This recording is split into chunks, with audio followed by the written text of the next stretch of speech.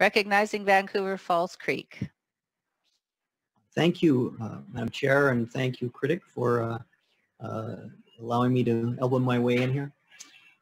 First of all, it's wonderful to see the renaissance of First Nations, to see all the incredible diversity and the enthusiasm of all the economic development. My concern, I want to focus on those who are not First Nations, other non-status Indigenous people, and also Métis people. I was reading through the Métis Nation Relationship Accord 2. It was signed in late 2016. There was a commitment to create a secretariat that each party would commit 2 members.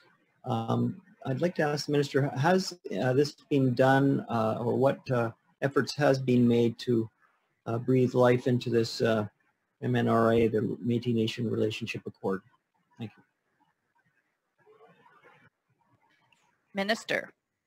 Thank you, Madam Chair. Thank you to the member for Vancouver Falls Creek for the question. It's a good question. There's still work to be done to implement the accord, but on the specific issue that the member refers to, I would note my deputy minister and the Métis Nation BC, their new CEO.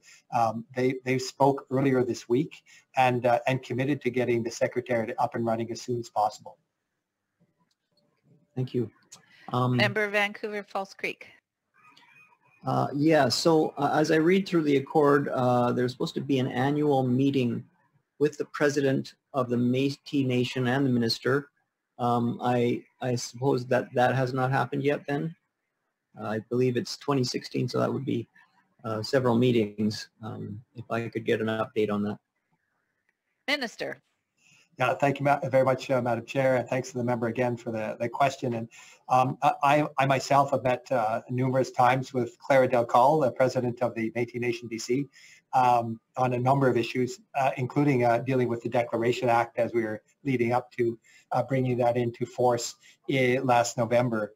But there's still work to be done. I'll be frank with the member, and that's why these discussions have begun with the new president and the new CEO and my deputy minister. So recognizing that we need to move forward on some of the issues of the accord. Member Vancouver Falls Creek. Thank you, Minister.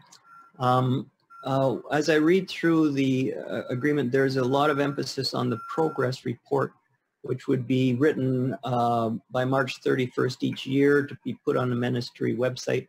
I guess I assume that the reports have not been made.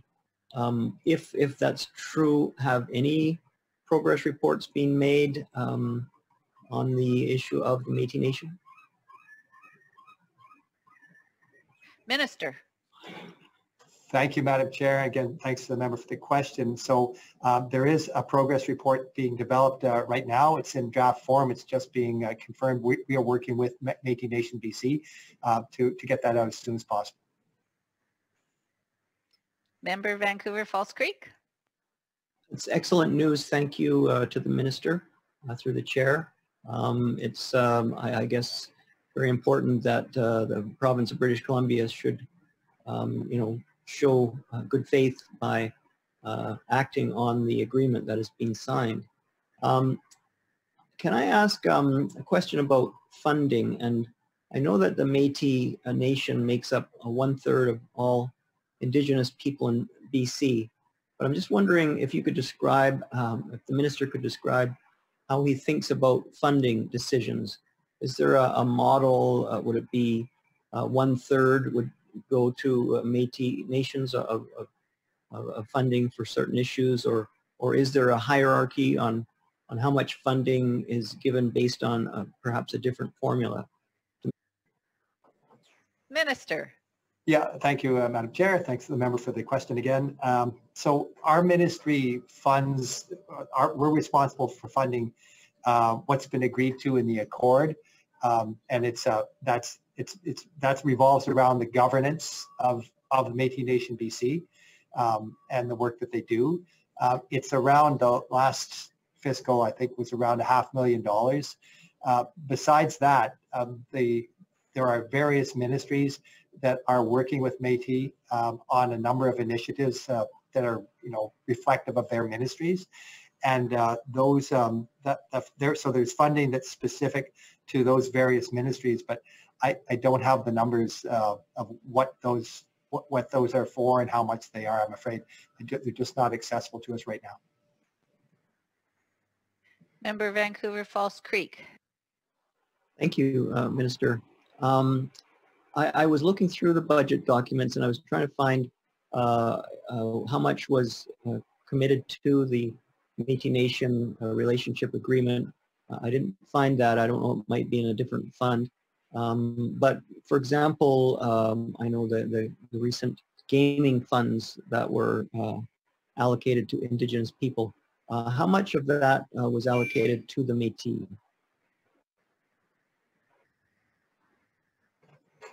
Minister. Yeah, thank you, Madam Chair. So on that, the funding from our ministry, MNRA, is from our core funding. That would be for the governance funding that's been agreed to in the accord. The revenue sharing from the gaming revenue sharing initiative that we began last year and should continue for 25 years, it is solely First Nations focused. So there are no funds designated for Métis in that funding stream. Vancouver Falls Creek. Can I ask why that would be? That's I guess what my previous question was trying to get at. Is there a hierarchy of Indigenous people that the minister generally uses to think about these issues? Where does, for example, certainly the Métis Nation, where would that fit? And also non-status Indians, according to the Indian Act, urban Aboriginal people. How do they fit into that kind of funding? Minister. Thank you, Madam Chair, and thanks to the member for the question. These are a good line of questioning. Just for the record, the modeling that was arrived at for the revenue sharing from gaming it's been a long-term issue. The First Nations Leadership Council has been actively involved in promoting us, BC, joining the rest of most of the other provinces that have already embarked on revenue sharing with First Nations. So this has been a long-term issue.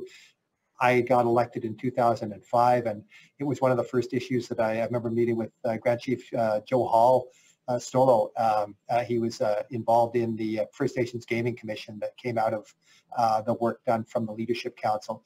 But when we started just a couple of years ago working on this with formally with the First Nations Gaming Commission, what was determined that we looked at various models that were out there across the country, and the Ontario model was largely what we mirrored our model in British Columbia on, because it seemed to be the most effective, providing the most benefit for the First Nations communities in that jurisdiction. So it was agreed to by both to head in that direction. So that's how we arrived at that. That being said, we very, very much value our relationship with Métis people, and of course with including non-status and off-reserve Indigenous people. In working with the Métis, that valuing that relationship, besides the accord, the reason that the discussion happened coincidentally this week between the new president and my deputy was to actually energize that relationship, I think, in a way that it hasn't been before, and that was agreed upon, and that's exactly what we're going to do. Member Vancouver Falls Creek. I should let other members take a role here, but perhaps just a final basket of questions. The minister can respond to the ones that is most able to. I guess on the funding, it does seem, you know, that there is a kind of a hierarchy of Indigenous people, which I know that as far as the Constitution is concerned, there is no hierarchy, and that we should try to treat all Indigenous people equally. I guess when I think about other things, like for the Métis people, the Michif is the language, and I'm not sure if there's much support for that language.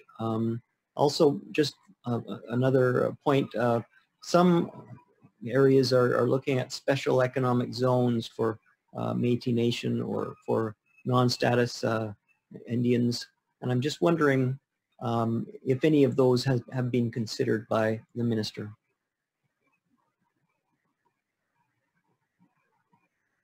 Minister. Thank you, Madam Chair, and thanks again to the member.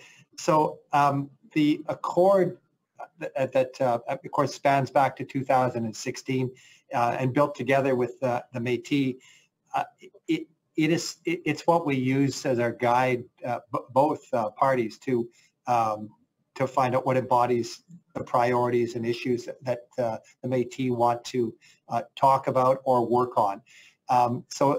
The language was not part of that accord. I know that expanded into the previous government, but that was not part of that that accord.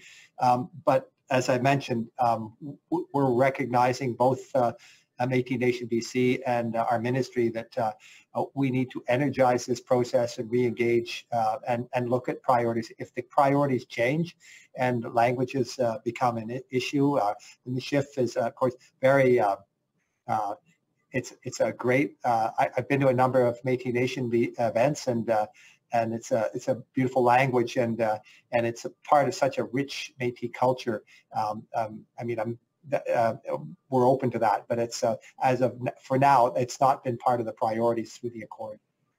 Thank you very much.